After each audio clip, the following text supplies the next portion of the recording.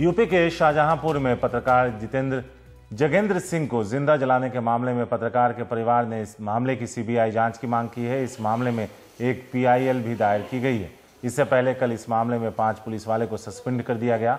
यह फैसला राज्य के मुख्यमंत्री अखिलेश यादव और टॉप पुलिस अधिकारियों की बैठक के बाद लिया गया। दरअसल सस्पेंड किए गए पुलिस वालों पर राज्य के मंत्री राममूर्ति वर्मा के इशारे पर घर में घुसकर पत्रकार को जिंदा जलाने का आरोप है। परिवार और खुद पत्रकार ने भी अपनी मौत से पहले इन पुलिस वालों और मंत्री के खिलाफ बयान दिया है। इस बीच यूपी पुलिस के आईजी अमिताभ ठाकुर और उनकी पत्नी नूतन ने पीड़ित परिवार से मुलाकात की। उनके परिवार ने यह भी एफआईआर में अंकित किया था कि लगभग 3 या 4 पुलिसकर्मी ऐसे हैं जिनके बारे में उनको अभी नाम पता मालूम नहीं है, लेकिन उन्होंने ये शंका जाहिर करी थी कि इस घटना में उनका भी हाथ है। आज वो नाम स्पष्ट हो गए हैं। तो इस संबंध में जो कर्मचारी वर्तमान में जनपद शाहजहांपुर में तैनात हैं, उनको एसपी शाहजहांपुर के द्वारा उनका निलंबन का आदेश जारी करा गया है और उनको निलंबित कर दिया गया है तत्काल प्रभाव से। ये कर्मचारी हैं सब इंस्पेक्टर क्रांतिवीर सिंह, दूसरे हैं एचसीपी सुभाष चंद्र यादव, ये हेड कांस्टेबल प्रोन्नत वेतनमान है सुभाष चंद्र यादव, तीसरे हैं आरक्षी उदयवीर और चौथे हैं कांस्टेबल मंसूर। तत्काल डीआईजी तक पहुंचना चाहिए था और बहुत तेजी से कार्रवाई होनी चाहिए थी, खास करके जब एक मंत्री का नाम बार बार लाया जा रहा है, खास करके तब जब भ्रष्टाचार, उनके भ्रष्टाचार, कथित भ्रष्टाचार की बात कही जा रही है। ऐसे में कोई भी विलंब जो है निश्चित रूप से गलत संदेश दे रहा है। हमारे साथ कमाल खान मौजूद हैं। कमाल, 2 छोटे-छोटे सवाल थे आपसे। पहला तो सिर्फ सस्पेंड किया गया है, गिरफ्तारी नहीं हुई है, लेकिन जिस मंत्री पे आरोप लगा है कि उसके इशारे पे पुलिस वालों ने उस पत्रकार को जिंदा जलाया, उसके खिलाफ भी कार्रवाई होती नहीं दिख रही।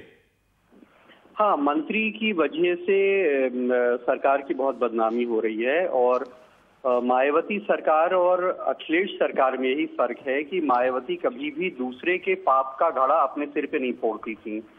जिसके खिलाफ भी मामला उठता था वो उसको हटा देती थी, उनके खिलाफ कार्रवाई करती थी, क्योंकि उनको लगता था कि दूसरे की वजह से उनकी बदनामी ना होने पाए।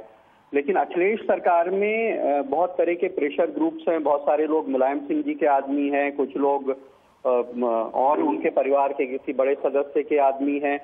तो वहां पे कई बार ऐसा माना जाता है कि सीएम के लिए इंडिपेंडेंट डिसीजन लेना मुश्किल होता है। दूसरी चीज है, जो इन्वॉल्व मंत्री हैं वो अपना अपना पक्ष रखते हैं, वो जाके समझाते हैं कि नहीं हम वहां पे नहीं थे, हमने नहीं किया, या पत्रकार गलत धंधा करते थे, ये करते थे।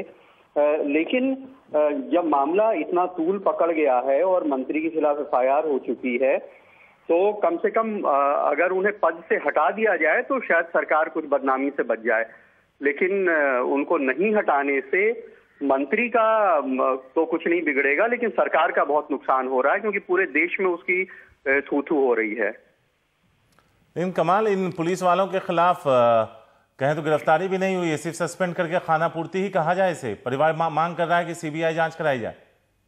हाँ, दरअसल जो पुलिस के लोग हैं उनका कहना है कि उन्होंने आग नहीं लगाई, बल्कि पत्रकार जो हैं जब वो दबिश देने के लिए वहां पे गए तो पत्रकार ने घर का दरवाजा बंद करके खिड़की में आके मिट्टी का तेल छिड़क के अपने को उनको धमकाया कि अगर वो अंदर घुसेंगे तो वो आग लगा लेंगे। तो पुलिस का कहना है कि उनको लगा कि कोई आग नहीं लगाता है और वो दरवाजा तोड़ के अंदर घुस गए और वो माचिस अपने को दिखा रहे थे, इसी में जल गए। तो वो ये मानने को तैयार नहीं है कि उसने उनको आग लगाई। लेकिन बहरहाल जब उनके खिलाफ एफआईआर हुई है और दोनों में से कोई भी पक्ष साबित नहीं है कि क्या हुआ है, तो उनके खिलाफ भी कार्रवाई जरूर होनी चाहिए, उनको गिरफ्तार किया जाना चाहिए, उनसे पूछताछ होनी चाहिए।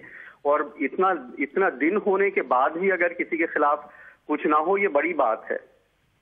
शुक्रिया कमाल इस सारी जानकारी के लिए। तो शाहजहांपुर पत्रकार हत्या मामले में पुलिस के 5 कर्मचारियों को सस्पेंड करके खाना पूर्ति करने की कोशिश की है राज्य सरकार ने।